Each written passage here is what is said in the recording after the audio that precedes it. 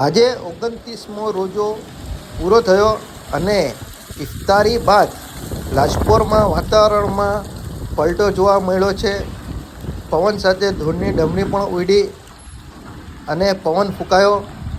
40-45 કિલોમીટરની ઝડપે પવન ફૂંકાયો અને ચારે તરફ ધૂળ દેખાઈ.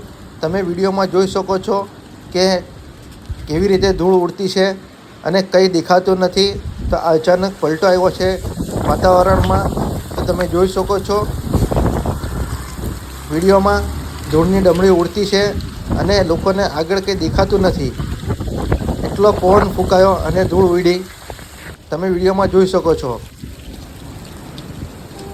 જે રીતે હવામાન વિભાગે આગાહી આપી હતી કે પવન ફૂંકાશે, વાતાવરણમાં પલટો રહેશે, તો એ જ રીતે થયું છે કે વાતાવરણમાં પલટો જોવા મળ્યો અને ધૂળની ડમરી પણ ઉડી.